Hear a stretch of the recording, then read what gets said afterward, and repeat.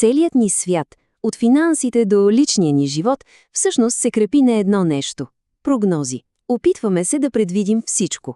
Но какво ако тази основа е изключително нестабилна? Какво ако способността ни да виждаме в бъдещето е просто една голяма илюзия?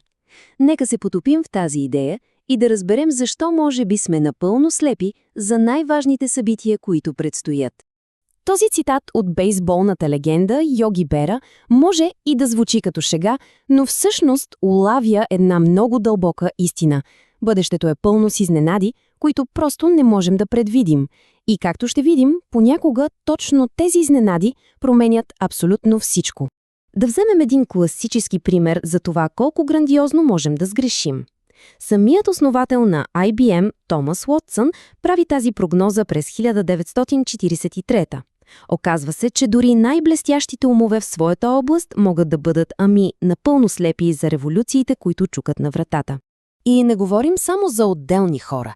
Цели корпоративни гиганти като Пан Ам са залагали бъдещето си на прогнози, които просто никога не са се спъдвали.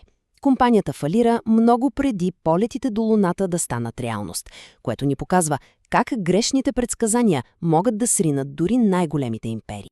Всички тези провали, от компютрите до космическите полети, те не са просто случайни грешки.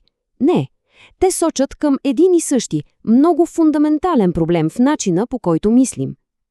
За да го разберем, трябва да се запознаем с една изключително силна идея, тази за черния лебед. И така, какво точно е черен лебед? Той има 3 ключови характеристики. Първо, то е тотална изненада. Никой не го очаква. Второ, въздействието му е огромно. То променя правилата на играта. И трето, което е може би най-коварното, след като се случи, ние поглеждаме назад и си казваме, разбира се, беше толкова очевидно, като си измисляме истории, които го правят да изглежда предсказуем. Тази метафора с пуйката е просто брилянтна. Представете си я.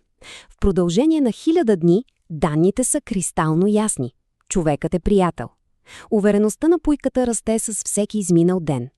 Но на 1001-я ден – бам! Денят на благодарността. Случва се нещо, което не просто опровергава, а напълно унищожава цялата предишна статистика. Това ни води до една много важна идея. Тази за тихите доказателства. Заблудата да виждаме само оцелелите, но не и провалите. Историята за древния грък Диагор го илюстрира перфектно. Показали му картини на оцелели от корабокрушение, защото се молили на боговете. А той попитал: супер, а къде са картините на онези, които са се молили, но са се удавили? Като се замислим, нашето общество прави същото. Ние възнаграждаваме видимите герои, но напълно игнорираме невидимите. Аплодираме човека по телевизията, който спасява хора след бедствието. Но никой, абсолютно никой не забелязва тихия герой, политикът или инженерът, който е предотвратил трагедията години по-рано. Превенцията е невидима и затова остава неоценена. Добре, но защо? Защо сме толкова слепи за черните лебеди? Защо постоянно попадаме в капана на пуйката? Отговорът се крие дълбоко в нашите мозъци, в самите истории, които си разказваме, за да осмислим света около нас.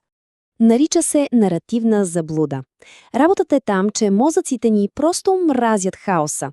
Те са машини за създаване на смисъл, взимат сложни, случайни събития и ги превръщат в простички, лесни за смилане истории. Проблемът? Тази привидна простота ни дава едно напълно фалшиво усещане за контрол и разбиране. Ето един бърз пример, за да видим как работи това. Повечето хора, които четат този текст, пропускат второто TH. Защо? Защото мозъкът ни автоматично прилага познатия шаблон на поговорката и просто филтрира детайла, който не се вписва в очакваната история. Този цитат от Джон Стюарт Мил пък илюстрира друг подобен капан на мисълта.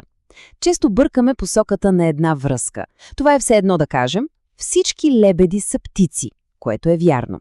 Но после умът ни прави грешната стъпка и си мисли: значи всички птици са лебеди. Не, разбира се, че не. Този тип грешна логика ни кара да виждаме причинно-следствени връзки там, където ги няма. За да разберем къде интуицията ни помага и къде всъщност напълно ни предава, трябва да направим едно ключово разграничение. Трябва да разделим света на две напълно различни вселени на случайността.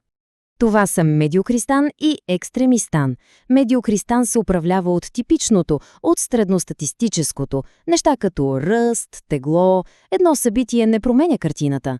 От другата страна е екстремистан. Той се управлява от екстремното – богатство, слава, продажби на книги. Тук едно единствено събитие може да промени абсолютно всичко. Големият проблем е, че сме еволюирали да мислим в термини от медиокристан, но модерният свят все повече прилича на екстремистан. Ето как изглежда екстремистан на практика. При продажбите на книги в САЩ само вижте това. Топ 20% от авторите генерират цели 97% от всички продажби. Една J.K. Роулинг продава повече от 1000 други автори взети заедно. Това е свят на крайни немислими неравенства. Добре де, щом не можем да предсказваме бъдещето, какво изобщо можем да направим? Отговорът е да спрем да се опитваме. Вместо да предсказваме конкретни събития, целта ни трябва да стане друга – да изградим системи и начин на мислене, които са устойчиви на всякакви неочаквани шокове. И тук на помощ идва нещо, наречено стратегията на щангата. Звучи малко парадоксално, нали? Да бъдем едновременно суперконсервативни и суперагресивни. Ето как работи. Пазим, да речем, 90% от ресурсите си в ултрабезопасни активи, за да сме защитени от негативни черни лебеди, а останалите 10% инвестираме в малки рискови залози с огромен, неограничен потенциал за печалба. Така търсим позитивни черни лебеди. Разбира се, това изисква една фундаментална промяна в начина, по който гледаме на света. Първо, приемете границите на знанието си. Бъдете дълбоко скептични към прогнозите. Второ, мислете за последствията, не за вероятностите. Няма значение колко е малко вероятно нещо да се случи, ако то може да ви унищожи. И трето, активно се излагайте на позитивна случайност. Търсете възможности, експериментирайте. Има една страхотна история за древногръцкия художник Апелес. Той се мъчил да нарисува пяната от устата на кон. Ядосан от неуспеха си, той просто хвърлил гъбата си по платното. И точно там, по чиста случайност, се появило перфектното изображение. Понякога най-големите открития не идват от прецизно планиране, а от проба, грешка и щастлива случайност. И така въпросът, с който ще завършим, е следният. Кои са днешните пуйки, които са абсолютно убедени в своята безопасност?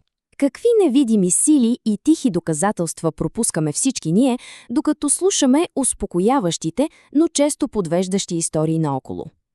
Какъв е черният лебед, който може би дебне точно за тъгъла?